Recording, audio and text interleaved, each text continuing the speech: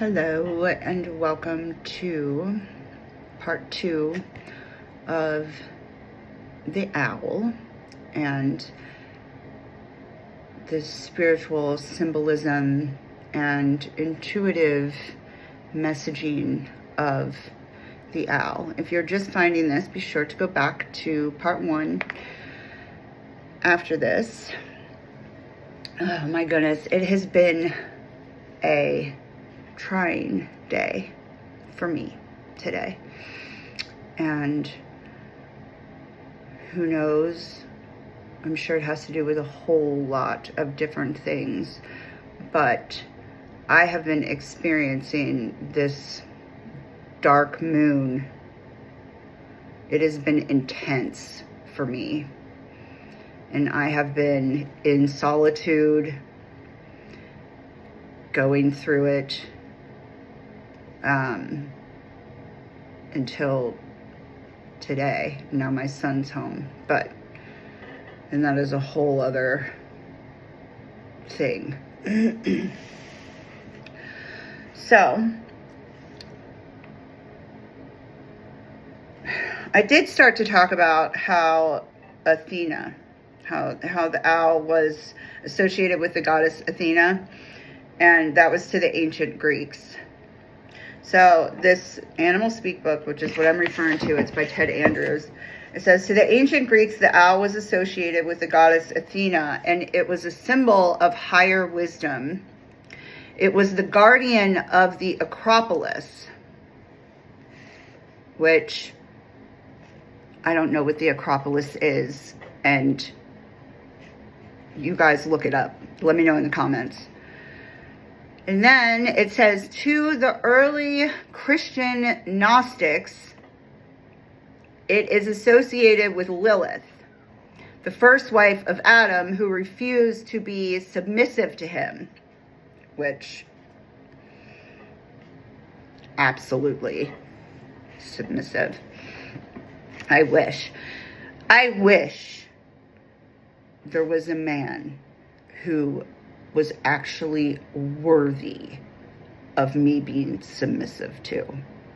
That's all I've got to say about that. I have yet to find it. It is yet to cross my path. If and when it ever does, I will surely let you all know. But, okay, so to the Pawnee, it was a symbol of protection.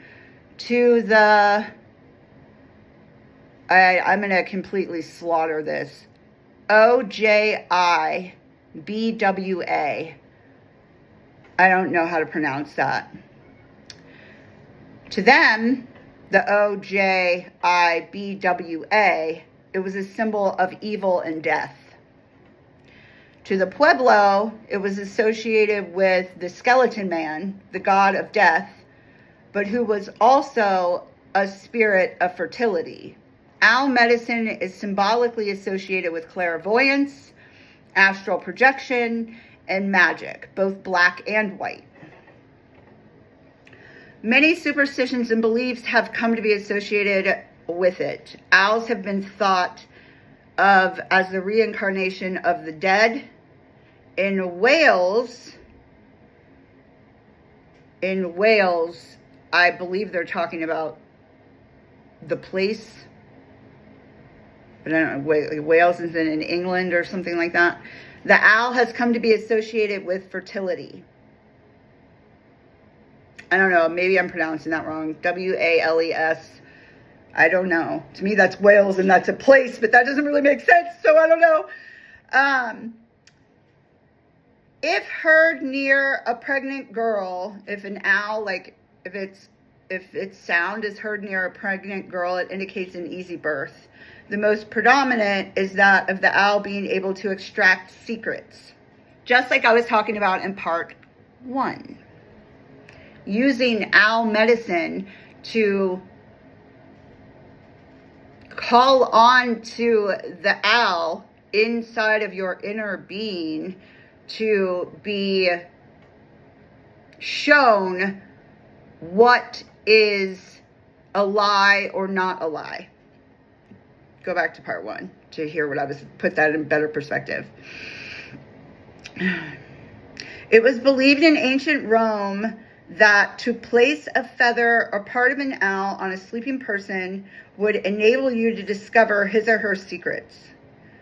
This is all tied to one of its keynotes, especially when we look at its acute vision and hearing.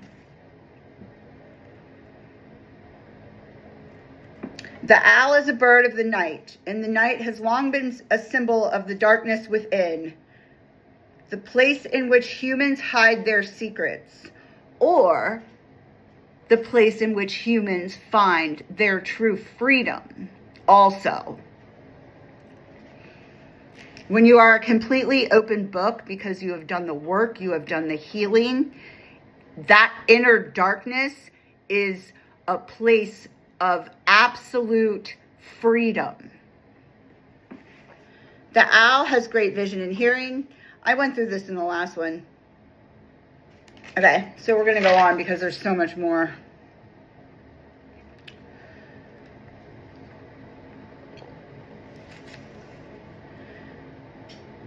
The yellow coloring of the eyes is very symbolic. It makes the eyes much more expressive, but it hints the light of the sun, alive in the dark of the night. The sun lives through the owl at night. That's beautiful. Meditation on this alone will reveal much about the magic of the owl within your life. So, reflecting on the yellow in the owl's eyes as the sun being kept alive, the light of source, the light of love, unity, consciousness being kept alive at night and in the darkness through the owl.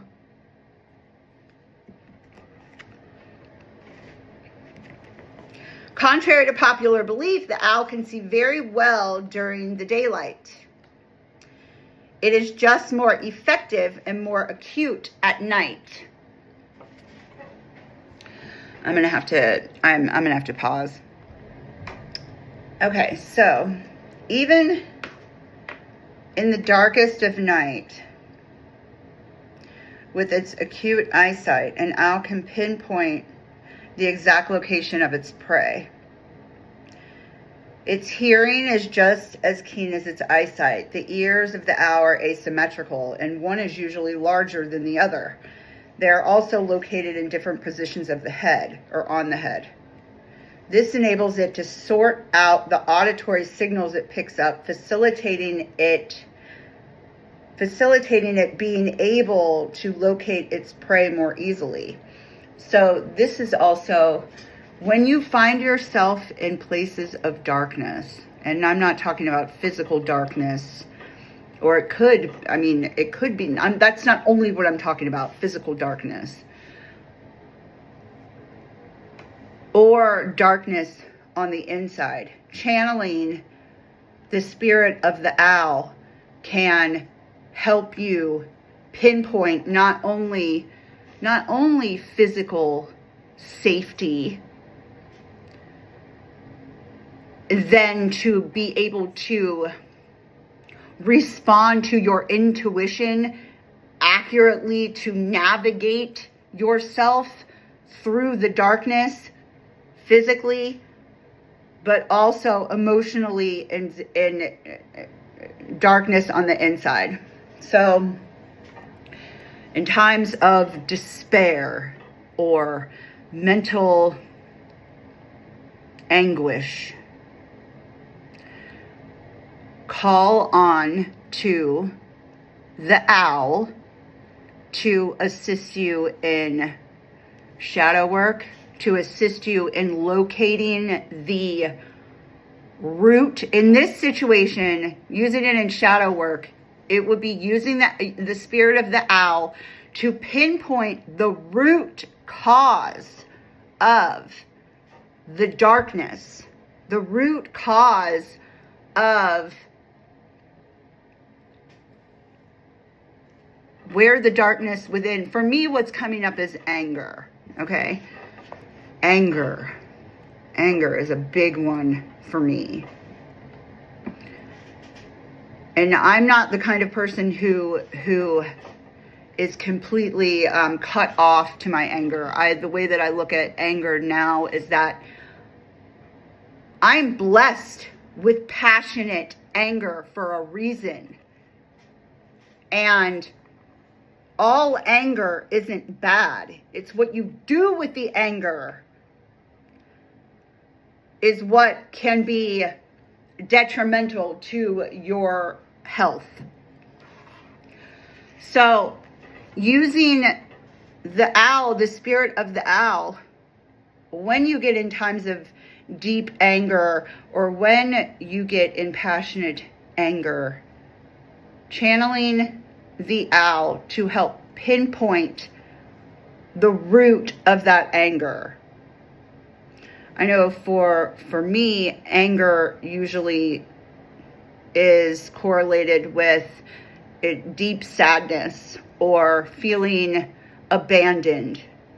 It goes back to feelings of abandonment from childhood or, whatever. Everything always goes back to our childhood. Or feelings of disrespect.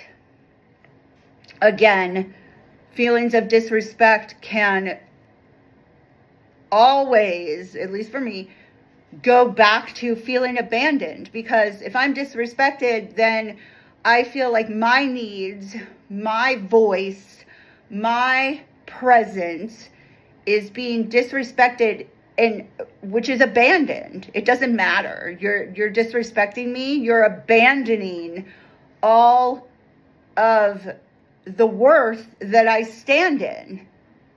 So it's really just sadness, feelings of abandonment that get twisted into anger, because to always appear as sad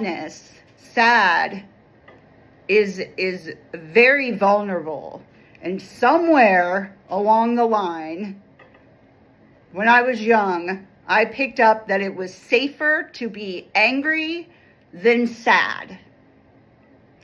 And that is something to be dissected for sure for myself, because in the world today, neither one feel very safe right now. So, just kind of got to let yourself be who you are. And as long as those bouts of anger aren't hurting yourself or others, then, it's one of the things I'm learning to do is channeling this anger that I have into doing something productive, like making this video. Today has been very frustrating. I am learning to channel my anger into doing something creative that helps others. That doesn't necessarily may not appear anger, but before I started making this video, I was very angry, and I've been very angry, and I'm channeling it into them. The owl is deeply correlated with psychic awareness. When you are in moments of distress, or you find yourself in times of being unsure of your surroundings, in survival mode, I learned all of these things from being a hardcore drugs addict and living on the streets, having to survive. This is how I was able to fine tune and get in touch with these abilities naturally. Owl medicine will teach you how to use your internal guidance system, which is of intuition and psychic awareness, to clock what's going on around you. One who works with owl medicine will be able to see and hear what others try to hide. You will hear what is not being said. You will see what is hidden or in the shadows. You can detect and pinpoint the subtleties, whatever that word is. This can make others uncomfortable because they will not be able to deceive you about their motives or actions. Owl people have a unique ability to see into the darkness of others' souls and life. This is scary to most people. The vision and hearing capabilities have a metaphysical links to the gifts of clairvoyance and clairaudience as well. Clairaudience is my most developed psychic ability. It was the first, and it is now my strong suit. The ability to hear other people's thoughts. Telepathy. It's also the ability to communicate with the dead or disembodied souls. I also use it for animal communication. I know this is going to sound crazy, but when I communicate with animals, I hear them in English, because once you fine-tune your intuition and realize intuition translates everything. It's like a different language, and it translates everything into the best way for you to realize it and for you to hear it. And since clairaudience is my strongest ability, a lot of things come through telepathically in word, even though I'm using all different kinds of levels of psychic awareness at the same time. The owl is a bird of the night, can teach all of us the secrets of the night, which, being in the streets and in that life for over 20 years, that is where I'm most comfortable. That isn't where's best for me, so that isn't where I choose to live my life anymore, but you better believe I'm comfortable there. More comfortable there than I am here, for sure. But we do most of our growth in uncomfortable situations, which is why I prefer to be a lady of the day now and not a lady of the night. These secrets involve everything that transpires when the sun is gone. So, when the sun is gone, that can also be translated as the secrets of the people that are no longer in alignment or choose to be out of alignment with source, love, light, unity, consciousness. The evil MFers who are running around this earth trying to manipulate everybody and steal people's energy. Owl medicine, channeling the owl, will help you in times of dealing with those kinds of people. There are over 100 species of owls, and they have always had an intimate link to humans, wherever humans live. So do rodents, the primary food of owls. Because of this, owls live wherever humans live. The unfortunate part is that many hunters and farmers kill owls frequently, believing cats will do better with rodent control. Nothing is further from the truth. I didn't know this. A barn owl can kill 10 times the amount of mice than a cat in a single night, and more if there are young to be fed. Like humans, they blink by closing their upper eyelids. giving them a human expression, which has added to the mysticism of owls. Unlike humans, though, their eyes cannot move. Their neck is flexible, giving them a wide range of peripheral vision. They cannot turn their heads completely around, but they do move it so quickly that it gives that appearance. The symbolism of the neck and its flexibility should be meditated upon for those with the owl medicine. If your neck is stiff and inflexible, you are hindering your perceptions to a great degree. I've been having neck things lately. Neck massages would be very beneficial for anyone working with owl totems. It's definitely been a thing lately. The owl, like hawks and other birds of prey, has a third eyelid. This nittatine, you guys, this word, nittatine, Nictating.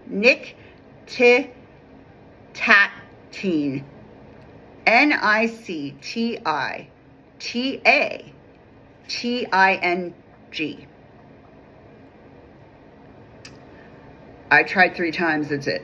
Whatever that word is, eyelid, it's the name of the eyelid. It's some kind of function of the eyelid. Moves from side to side. It cleanses the eye, clearing its vision. Again, this symbolizes so much about new vision opening to you.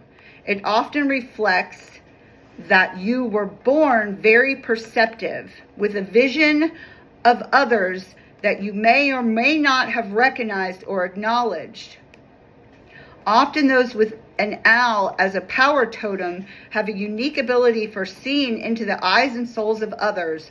Often these perceptions are discarded as wild imaginings, or with such phrases as, "Why in the world would I think that about this person?" These kinds of imaginings, positive and negative, should be trusted. Okay, so this is talking about intuitive vision. This is also talking about the third eye and how the imagination is often disregarded as not having much meaning. When once you really get into developing your psychic abilities and your third eye being open, you realize that your imagination is so much more. It is remote viewing. It is where psychic information comes through. Everybody's ignoring me.